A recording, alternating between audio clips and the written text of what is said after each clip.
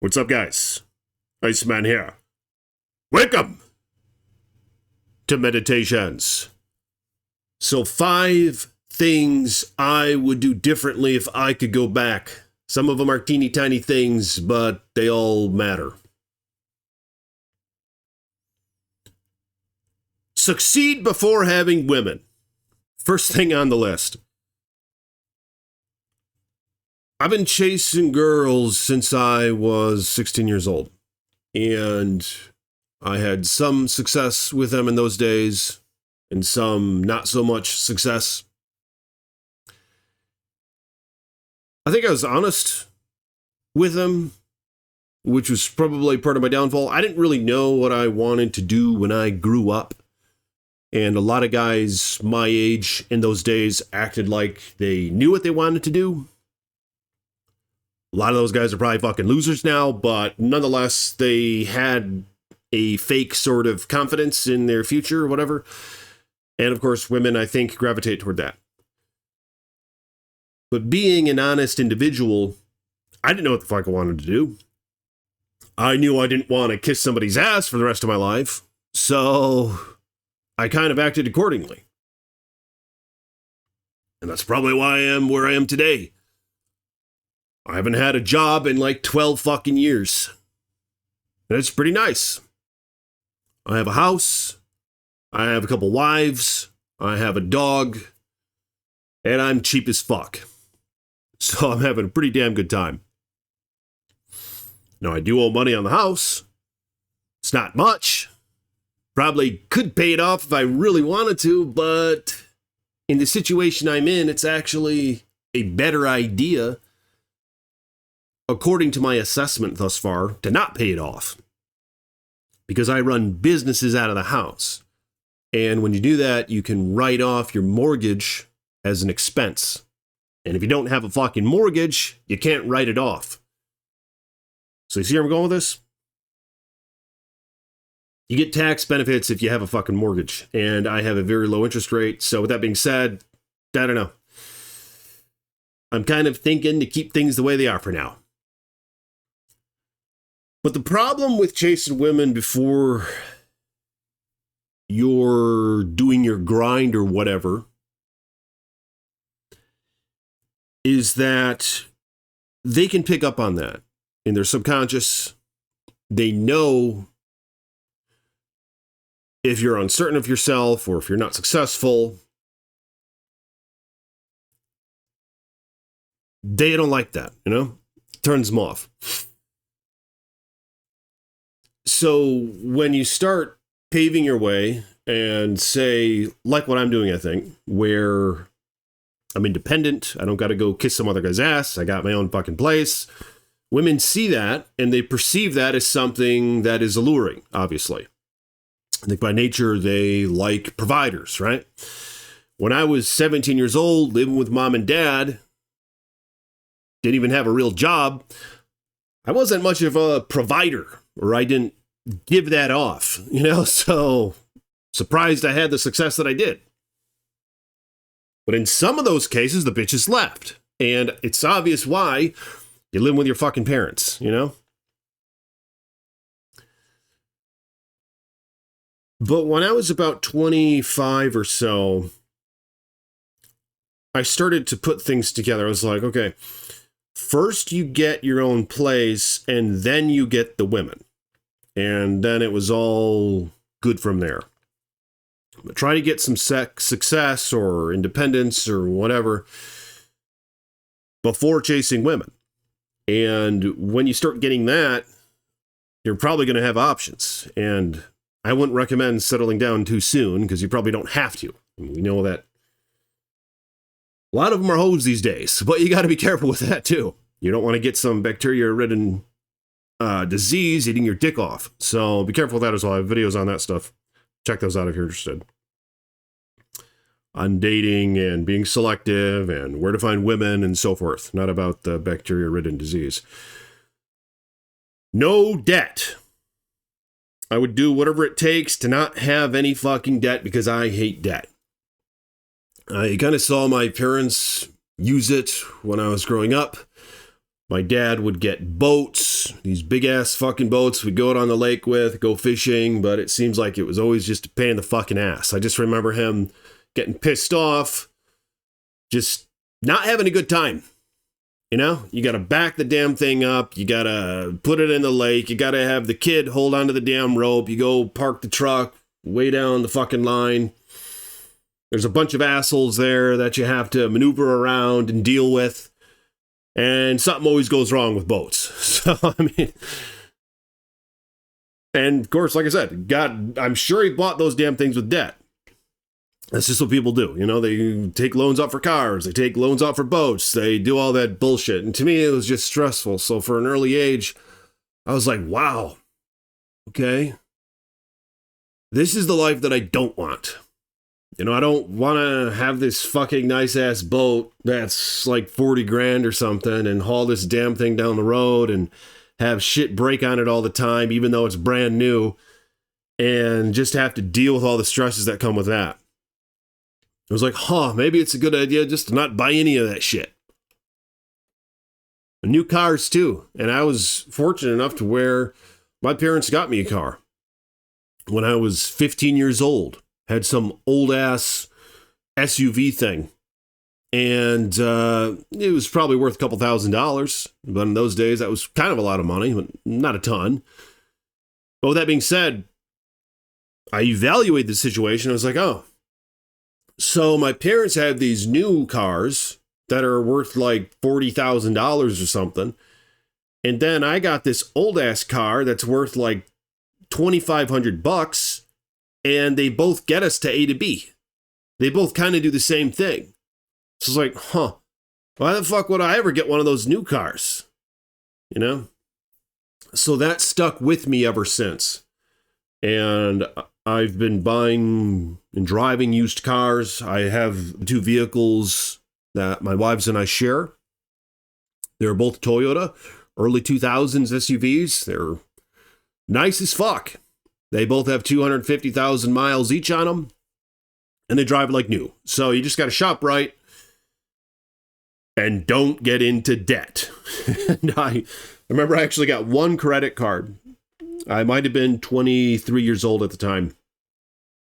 It was for Worst Buy, to buy a fucking TV. I still have that TV. Like a $900, almost $1,000 TV I bought in 2012 or something. And I put it on the damn credit card. Of course, you start making payments on it, and you're like, what the fuck am I doing? Then you find yourself a couple months from there, and you're still like, I gotta pay this shit off still? It lost its luster, and I'm still paying for this bullshit. And I'm seeing cheaper ones on the market now. So it's like, why the fuck did I do that? So I would say no debt whatsoever, and do whatever it takes to not have any debt. I've actually had 2 buddies who lived in the city mission for a time. I didn't meet him there. I met one of them when he was successful. He had an MBA from University of Chicago. Good guy with finance, accounting. Had his bouts with alcohol, ended up in the mission. But I was like, hot damn, when you live in the mission, you can work. And you can just save all your fucking money. So, I mean, that's what I would do. If it came down to it, I'd live with the parents for a couple years, or I'd go live in the fucking mission, save the money, buy a used-ass car with no debt, and there you go. I made a mistake going to college. As mentioned, I never wanted to kiss some other guy's ass. College kind of gets you certified to kiss somebody else's ass. Because you're getting certified to go work for somebody else, to be a good employee, this and that. There are probably some exceptions. There's a lot of things you could study in school and, I don't know, become an entrepreneur or whatever. But in my situation, I should not have gone to college because I didn't want to be a doctor. I didn't want to be a lawyer. I didn't want to work for some firm or whatever in whatever field. So according to my needs and my wants, I shouldn't have gone. And for a lot of folks out there, the same probably applies to them. You know, I mean, I'm thankful that there are many who do go, that there's people who can work on us through surgery and all that shit if we ever fuck ourselves up. And there's people who specialize in engineering to make cool things like the cell phone and computer that we have right here. But depending on your circumstance, you got to really evaluate that, because that is a massive gold sink, and you could really fuck yourself up spending a bunch of money on college that you end up realizing you shouldn't have done. Because I paid off my student debt probably 10 years after leaving, and to me that was a long ass time. My parents probably helped with half of it, and it was very generous of them. But I mean, on the flip side, I think it can be a bad situation when parents sign their kids into debt. You know, when you're 17, 18 years old, obviously there's a reason the bank isn't giving you the damn loan, because they know that you can't be trusted with the fucking money. So they get a cosigner because they need one. And so parents kind of sign their kids into debt when they don't have any financial experience. So I think that's a bad idea. But I mean, it's not really relevant to me because I don't have any kids. But if I did, I probably wouldn't sign them into debt. And if I did, I would have the intention to pay all that bullshit off. So that's my recommendation. I mean, I don't care that much about it because, again, I don't have kids, but I probably wouldn't sign them into debt unless if I was 100% planning on paying every fucking penny of that off. Because what a thing that is to do to somebody who's only 17 years old, you know? He doesn't have any real world experience, doesn't know how the economy works. I'm still trying to figure all this bullshit out. And to think that kids at 17 get signed into that is just crazy. Which kind of coincides with this last point number 5. Things that I should have done earlier. Things that I wish I knew. Invest. I've always been a saver. I save money. It's easy to save money when you don't have a car loan, but you don't have student debt. It's easy to save money when you got a damn good deal on your house, like what I did, low interest rate, low ass payment. It's easy to save money. You know, it's easy to save money when you just go thrifting to get your clothes. You don't buy any new shit except for like your underwear and socks, maybe shoes occasionally, maybe a jacket occasionally. Other than that, you thrift all your clothes. You're just living frugally. You save your money. So I've always saved money, but the problem is I never invested it until recently. And that was a big mistake, especially in these years where we've had record high levels of inflation. So what happens is your cash just kind of sits there in the bank and it loses value every fucking day. You know, so the saying goes, it gets eaten away by inflation. And I'm started to see the impact and the true meaning of that phrase in recent years. So what I should have done many years ago is tossed all my savings into a high yield savings account. You can find that shit all over the place. Just check with your bank, check with online banks, do your research. Find ones that give you like 4 or 5% back. So that's one thing that I did, and I should have done that like 10 years ago. And another thing is the stock market. I don't like taking risks.